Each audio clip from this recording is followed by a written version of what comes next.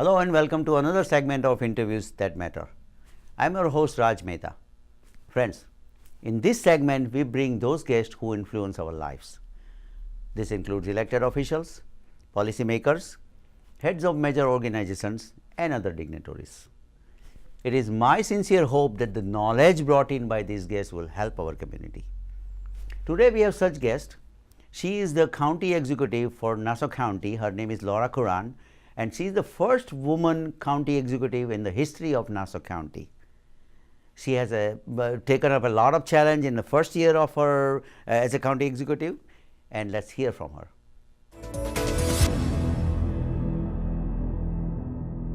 County executive, thank you so much for coming. Thank really you very appreciate much. your time today. I want to congratulate you that you are the first woman county executive on Long Island, actually. No, I mean, not to mention Nassau County, but Long Island. So congratulations on achieving that that's a big achievement, actually.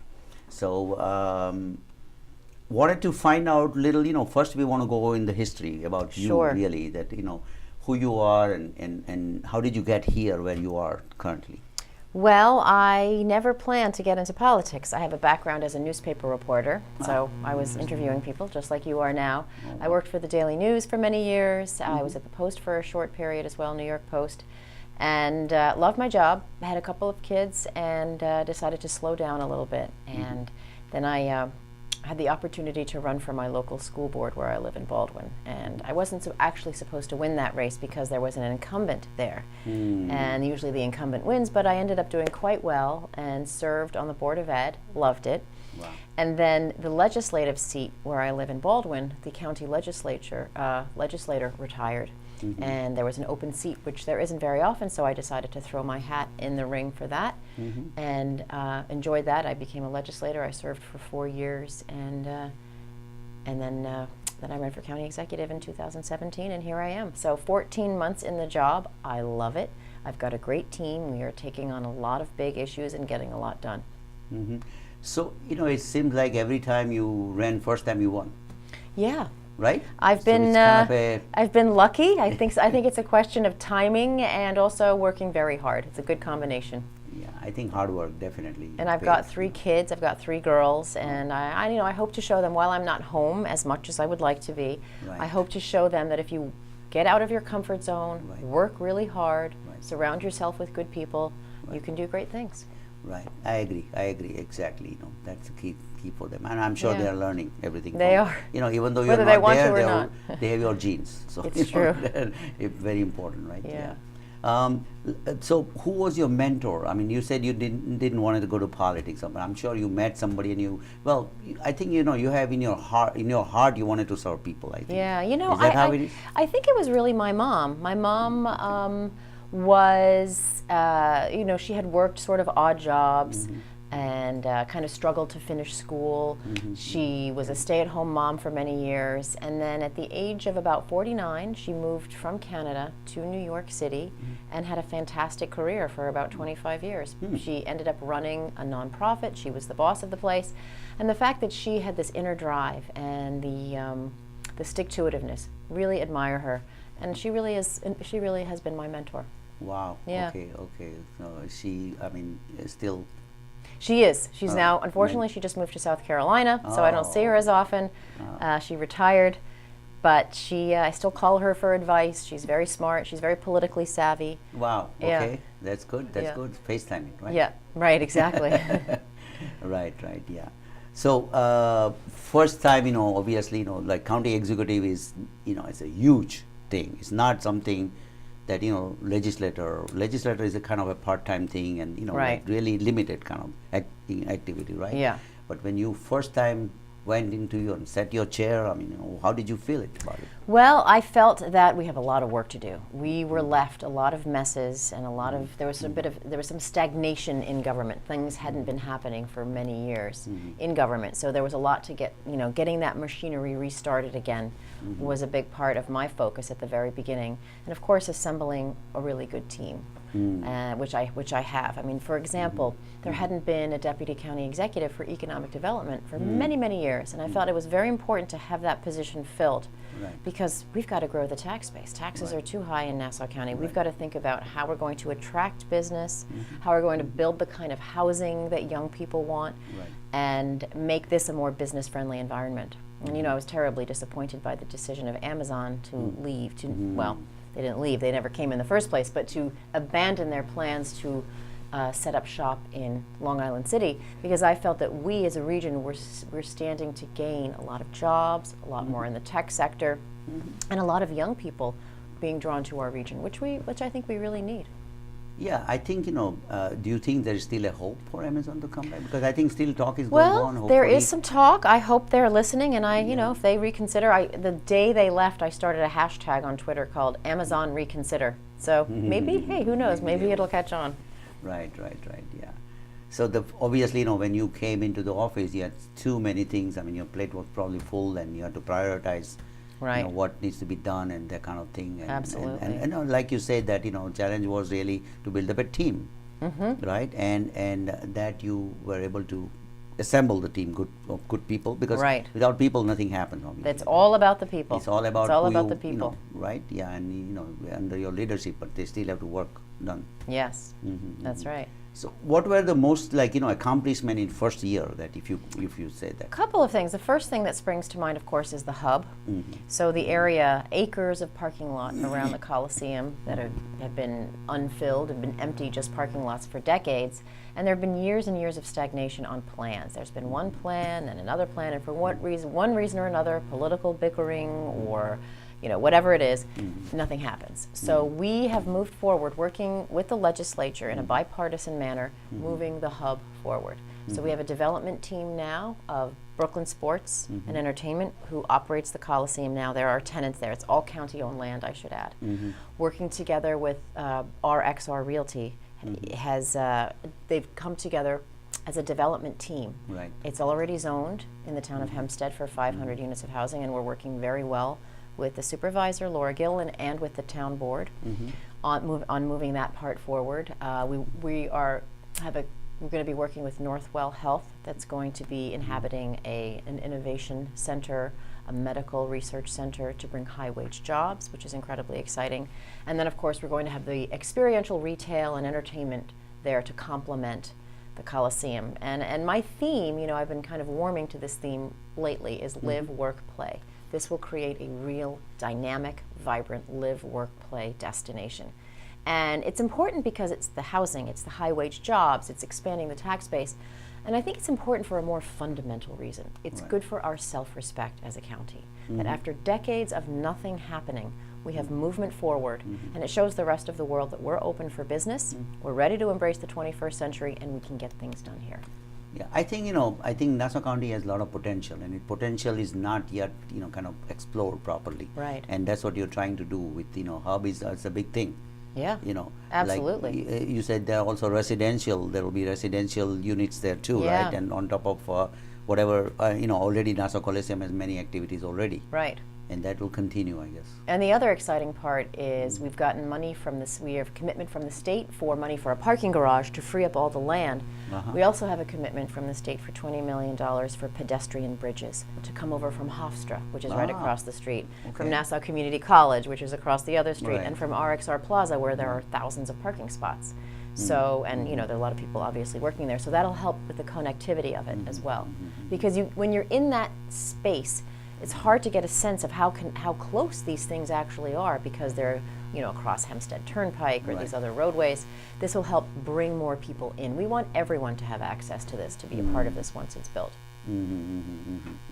How long is the plan? I mean, how long? Well, approximately? it's going to take about 2 years, 2 years, to work out the project labor agreement, Okay. to work out the community benefits. I've appointed a whole advisory board made up of community stakeholders, so it's schools, it's first responders, it's business, it's everyone you can imagine. We're stakeholders in the surrounding communities of Uniondale, Hempstead, Mineola, Garden City, all of the abutting communities, so that we can have good community benefits. And Developer is being very generous with that, which I'm very happy about. And also for the team, the development team, to work out the details of what the plan actually is going to look like. You know, working out all of what goes where, all the devil's in the detail type of thing. It's kind of a long-term plan, basically. It This is, a- yeah. That's why I'm calling it a quick 24 months Okay. to get all the details together in a Together, solid right? And all package. approval and everything is done. Approval from the town of Hempstead. Then. Yeah, so we have it's already, the zoning is everything already is in done. place, and they very grateful to our county legislature for blessing the deal. You know, we can do things in a bipartisan fashion here and move forward. I'm hoping perhaps we can show, you know, the rest of the country a thing or two about how to be bipartisan. I think that's the main thing, right? I mean, you know, like depending on what happened in Washington, obviously. Yeah. You know, it's kind of good to show there's some kind of a model. Yeah. Here, listen, this is how we That's work. right. We might not agree on everything, but on things that are really good for our county, we can come together. Exactly. As long as it's benefiting the people, right? You know, residents. Yeah, that's all you the care, thing. really. You know, I mean, when you think about it, people elect us Yeah. to get stuff done, Exactly. not to demonize the other side. Yep. No, I agree. Obviously, you know, you are aware of the taxes. The Nassau Yes. County taxes are pretty high, and Very everybody high. is, including myself, and everybody is obviously, you know, we're paying very high taxes. We're among the highest taxed people in the county. I mean, in the the country. country, right? Yeah, we have very, Yeah. very high taxes. We have about 300 independent taxing jurisdictions within Nassau County alone. And If you town of think- North Hempstead is about 106. Yeah, just in the town of Just North in Hempstead town of alone. North Hempstead. you know. Right, lots of Yeah, so we did villages, some technology for Fire them. departments and Yeah, that's school huge, districts. Yeah. Huge. Oh, you do technology for them? Yeah, we did technology for them so that, you know, it's OIC, it's called OIC, Office of Intercommunication. So we did the portal for them so that any of these 106 districts, they need any kind of work done, they don't have to go out and they can use kind of North Hempstead, Yeah. you know, work from North Hempstead also. So resources are used by North Hempstead, you know, people North Hempstead, they can be occupied as well as these people can get it done cheaper. Oh, I see. Very Yeah, so we interesting. did the technology for them long time ago, like, you know, Wonderful. a few years ago, Yeah. 4 5 years, 3 4 years ago. Good. Something like that. So you understand? Oh, Yeah. absolutely. Yeah. Oh, I definitely understand. Yeah. So is there any plan for, like, you know, obviously, you know, there is no way to reduce the taxes, you know. Well, but one kind thing of- we've done, again, working with the legislature, we're no tax increase on the county share of your property tax bill for 2019. Okay. We're not raising taxes. Okay. But I think that your viewers should probably do understand, but if they don't, they should. Of your property tax dollar, Right. about 16 cents on average goes to the county. Right. So 16 cents for the police, for the sewage, for the parks, for the roads, for everything we do on the county level, it's 16 cents on the dollar. Right. And we're This is- not raising taxes this year. Okay, you that's know. good. That's good to hear that. Actually, Yeah. You know, that's good to hear that. We are making sure that we are keeping our residents as safe as possible, and we're paving more roads than we have in many, many years. I mean, we're doing the business of government, but we're doing it efficiently. Good. So you're acting like a business, like, basically, Right, right? You right. know, using dollars wisely. Absolutely. Right, yeah. So, you know, that brings me to an assessment, obviously, Yes. right? Now, obviously, you know, assessment is a huge issue in the county. Most of the residential customers, the residents rather, you know, they got a notice in November about the reassessment of their Right. houses, then revalued, whatever. And there are a lot of concerns about that. I hear it. So I'm going to lots of community meetings. I've been to over a dozen so far. Right. And there's a lot of confusion and Right. a little bit of anxiety about Right. this reassessment. So what I tell our residents is that there had not been a reassessment in 8 years in the previous administration. So the property assessments were frozen right at near recession era levels.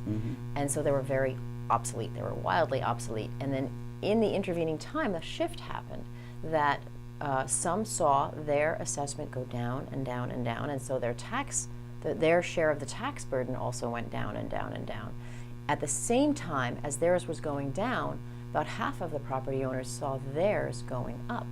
So you had a situation where half of the taxpayers were underpaying and half were overpaying.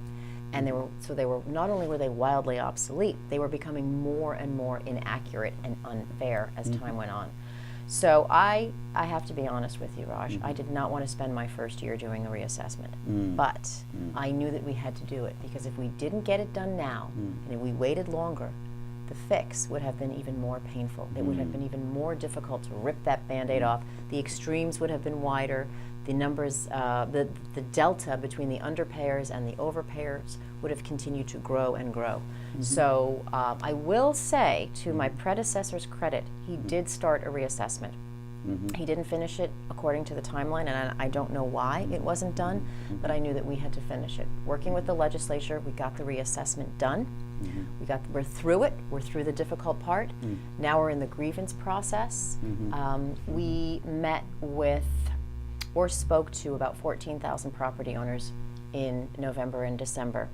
And then through those conversations, we made some adjustments in the assessment before the final tentative went out at the beginning of the year. And what we found in every school district, whether it was a North Shore, South Shore, rich, not so rich, whatever the district, whatever the school district was, we're finding about half are going to be seeing a tax increase, and about half are going to be seeing a tax decrease. No matter where you are, it's about 50-50. Sometimes 45, 55 in some places, but it's about 50-50 in every school district. The goal is to make them fair, to make assessments fair, because we talked about the tax burden is high in Nassau County. Right. So at least these assessments and the burden should be fair and accurate, and that's what we're going for: fairness, equity, and accuracy. Now, we're in a strange position in Nassau County because we're one of only 2 counties in the state, of all 62 counties, where it's the county who does the assessment. In other places, it's the towns that do it, but something that was decided many decades ago, it's the county that does it. So we've got to get it right. Now, one thing I want to add is that under the previous administration, we didn't have an actual qualified assessor running the department. Right. Which our charter, which is like our Constitution, says we have to do. So I made it my priority to hire an actual qualified credentialed assessor to help us get through this, and not only meet the mandate of the charter, but also do the work that has to be done. We're hiring people back to the department because it had been decimated, and the goal is to keep the assessments accurate every year. Not to freeze them again, not to get stuck in this situation again, but to keep them accurate every year. So the the major complaint that I hear from I mean, because I also like involved in many different friends and all the family and all that kind of thing, right? So major complaint that I hear that there are centers that county has opened up to kind of go over your right. We opened up 4 satellite offices around the county. Satellite offices, right? So those people that they're over there, they don't have any rights to do anything. All they do is check the data. They explained, so that's over now. Those satellite offices are closed because we're done with that period, with that part of the process and that schedule. Right. But they were there to explain what the assessment is, how we arrived at it, and to help people understand why it was. And if we were wrong, if we miscounted the number of bathrooms, or we, we didn't include something, or, there is a very complicated model. If there's a pool, how big is the porch? All that sort of thing factored into it. If there was an error, and let's not forget, there are 400,000 properties that had to be done. So if we did something wrong, that was a place where a lot of that was connected. In fact, we made about 80,000 adjustments based on those meetings. Oh, okay. Yeah. Interesting. Yeah. Okay, because I mean, most of the people say, well, all they do is make sure the data is right, and then that's it. And then they say that everybody has to go to file a grievance. Right. Basically. Right. You shouldn't have to file a grievance to get your correct assessment, but because we've done this whole exercise in reassessing, sometimes you got to make it's better to have it 90% right than it was before, when it was pretty much 99. In fact, 99 point to something over 99% of properties are seeing their assessment go up because they were so wrong. Right. And a lot of people were worried, my assessment's going up, but then you look at their tax impact, their taxes may even be going down. It just depends on the situation. So as I said, it's about 50-50. So pretty much everyone is seeing an increase in assessment. About half are seeing an increase in taxes because they had been underpaying in the past. So and one more element. In the governor's budget bill, we have our taxpayer protection plan. So that means when passed, and it's queued up to be passed by the legislature, everyone is supporting it up in Albany, any changes from this assessment in your taxes will happen over a period of 5 years. It'll be phased in gradually over a period of 5 years. So I was very happy that was in. Okay, so that means that there won't be increase in like one shot. Correct. It will be divided into 5 years, and Correct. then the tax rate also went down. Yes. Tax rate was reduced, right? Right, the level of assessment. The level of Yes. assessment, Right. Okay, okay. So overall, like, we may be paying more, but it may not be that much. Exactly. It just, everyone has a different story. Right. It's Everyone has but it's different. pretty much 50-50. We're going to come up with a specific number of what the percentages are of who's going up and who's going down shortly. So stay tuned for that. Good, and we'll take a short break and we'll be right back. Okay. Please stay with us. Welcome back to Interviews That Matter. I'm your host Raj Mehta. We are having a conversation with Nassau County Executive Laura Curran. Welcome back, ma'am. Thank you. Yeah. Now let's talk about marijuana because it's all over the place. Right? Yeah. Many of the state has legalized it, and they're looking for the revenue portion, and they're looking for also marijuana does have some of the good effects, like for example curing, or reducing the pain rather of a person who is really has a lot of pain and Right. that kind of thing. And medicinal. what are your views? And as I understand from the newspaper, obviously, that you're not for it. Well, we were faced with an interesting question. The state is talking about legalizing marijuana and joining many other states across the country that have legalized it. Right. So I wanted to find out, are we ready here in Nassau County? Okay. So, I have to admit, I had a very open mind about this.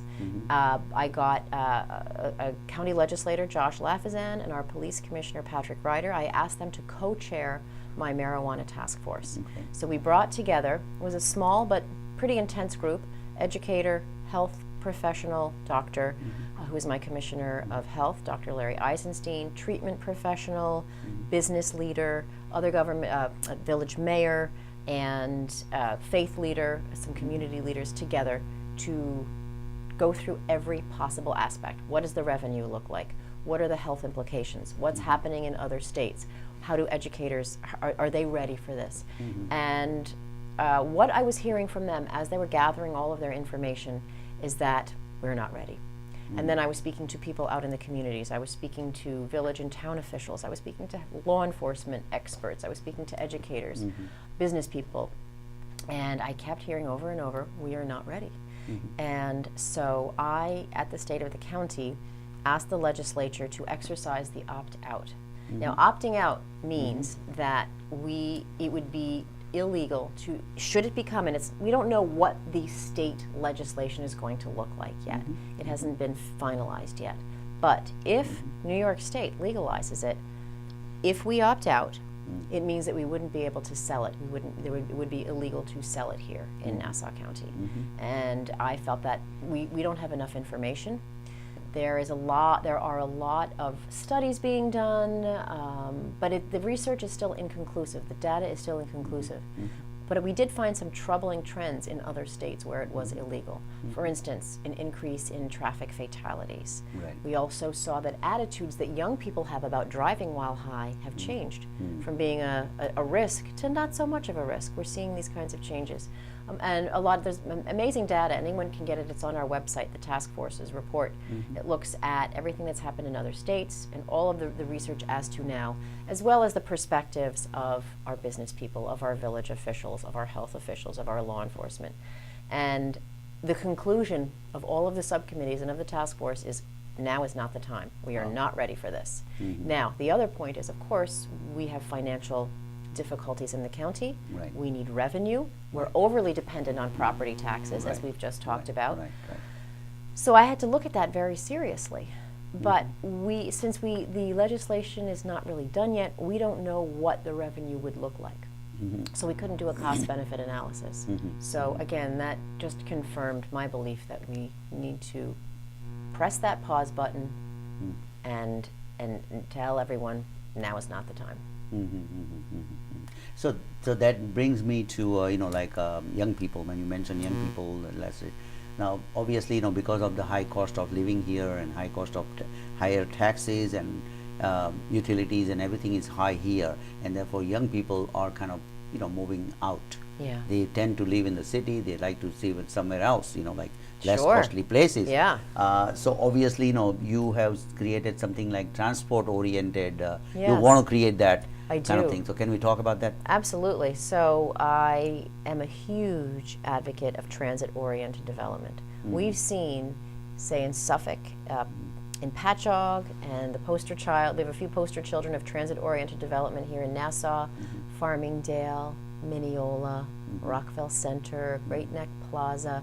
These are places where there are rental apartments around the train stations, and those where that's happened, the downtowns have been totally revitalized. Businesses are opening up, restaurants are opening up.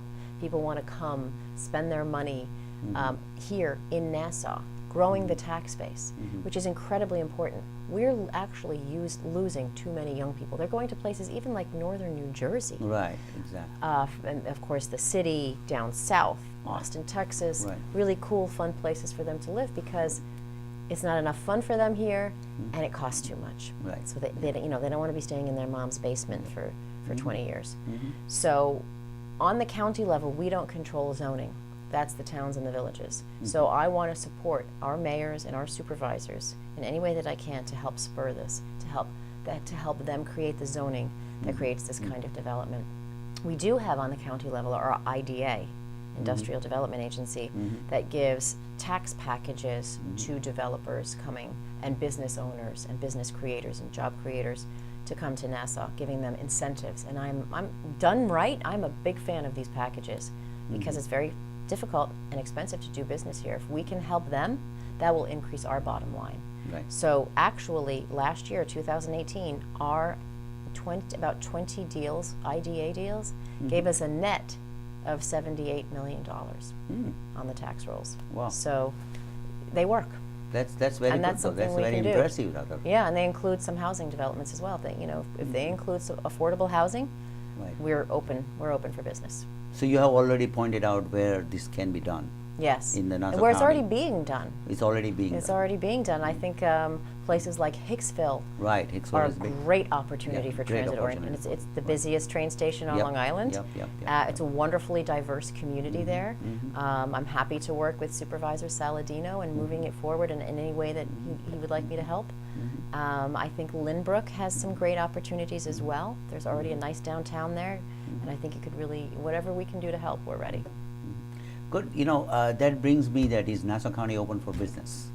Yes, I'm so So glad you that's put it what- like that. Yes, Yeah. Nassau County is open for business. We welcome business, we're business friendly, and as I started off at the beginning of the conversation, having a deputy who is just focused on economic development shows how serious we are about this. There is a vendor fee, used to be a vendor fee, and it just was waived basically, right? Right. By the Nassau Right. County. So can Yes, does so it we- have an effect on it? We want to make it easier to do business in Nassau County, and we with also Nassau want it County, to do with it the easier to do with Nassau County. Right, So yeah. there had been a vendor fee put in place by the previous administration that charged $125 every year just to bid. It's not a lot of money, but a lot of the smaller businesses, local businesses, women, minority, veteran-owned businesses thought, why bother? I probably won't get it anyway, so why bother? It's just like flushing the money down the toilet. So we saw this as a barrier to their participation, and we got rid of the fee, and boy, were we right. We saw in the first 2.5 months a jump in about 700 companies signing up to do business with us. Wow. That's huge. That's huge. And a lot of them were women, minority, and or veteran-owned businesses. Wow. So that not only is not good for empowering our local businesses, giving them a shot at doing business with the county, it's also good for our bottom line. It's capitalism, right? So Yeah. where there's more bidders, there's more competition, so we get more mileage out of our tax dollars. No benefit. I mean, that's 700. That's a huge number. Yeah, I was In like- surprised it was that many, frankly. That's a huge number. That Yeah. means there are a lot of companies out there who are who can be doing business with the county. That's at least. Right. Yeah. So let me talk about you have created a Asian American task force or something. Correct. Yeah. Yes. What are the So we had, I had started the county's, I believe it was the county's first Asian American Advisory Board. And the woman who runs it, her name is Farah Mazawala, is doing a fantastic job working with Asian communities, which are growing by leaps and bounds. Our Right. Chinese, South Asian, Korean, our Asian communities are really growing. Right. So working with them with economic development issues, with cultural events, all different kinds of ways of working together. And we decided that it was time to carve this out as its own office. So with its own office, with its own budget, so we're on the road to getting that done now. Let me bring you in like a personal question. Out of you probably work 20 hours a day or something. It seems that way to me. Like you do a lot of work. You do 7 days a week or whatever. Yeah. So what do you do for fun? Well, do you know what my favorite thing to do is? Yeah. Read a really good book. Get into bed with a good book. That is my favorite thing. Okay. Yeah. Okay. I know it's really boring, No, but it's true. It depends. I mean, I also read a book Yeah. every day at night something. Yeah, like a good novel, or I love biographies. Anything. It doesn't matter what genre it is, as long as it's well written and really interesting. Everything from Stephen King to biography of Margaret Thatcher. Oh, okay. Good. What is your favorite food? Well, you're gonna laugh. It's actually Indian food. Indian food? I love Indian food. I like spicy Indian food. Wow. Okay. And I think that's my favorite. So you, I'm sure you go to many restaurants, Indian I restaurants. do. There's a really good one in my town of Baldwin called Ragini. Okay. Very fresh, very delicious. Yeah. Yeah. Very And of nice. course, Hicksville is the place to go when you Hicksville want. is full Hicksville of, is full the of that. Hub actually. is the right. It is. Good. And I like to cook when I have time, but I usually don't have time. Now you don't have time. Right. Yeah. So you definitely whatever time you have left is probably for your kids. That's right. Every Right. night, my youngest daughter Molly likes to read too. So every night we snuggle together and read. That's what we Wow. look forward to every night. Nice, Yeah. nice. Yeah. Anything else you want to add to the viewers? I'm very lucky. I have a wonderful husband who is incredibly supportive and very patient with me, and I'm very grateful for him. And really, you're right. It's all about family. It's all about family, and we have wonderful families here in Nassau County, and I want to do what I can to make their lives better. Okay, so that's your vision for the Nassau County. One of the vision, I guess. Absolutely. To make their life better. Well, that's what we want, right? We all seek that. Right? Safety, Right. economic Safety, development. exactly. And we didn't even get to talk about the environment, but next time I come back, maybe we'll get into that. We have time. We can talk a little bit. All right, just very briefly, Very briefly, we yeah. have a great one of the biggest environmental projects that we're going to see in decades to clean up the nitrogen out of the south, out of the South Shore. out of Reynolds Channel from the South Shore. So we're moving on track with that, and it will be great for home values down there. It will be great for fishing, and also to restore the marshland that gets eaten away by the nitrogen, so that we can withstand storms. That's- So it fits into my whole vision for live, work, play, to make this a better place to live, to work, and to play. Wow, nice, very nice. Very Thank nice. you. Yeah, thank you so much. My Appreciate pleasure. it. Thank you so much. Thank you for coming. having me. Appreciate it. All right. Thanks. Take Yeah. care. Thank you for joining us today. If you have any questions, comments, you can email me at rajmitv@gmail.com. That is again rajmitv@gmail.com. Thank you.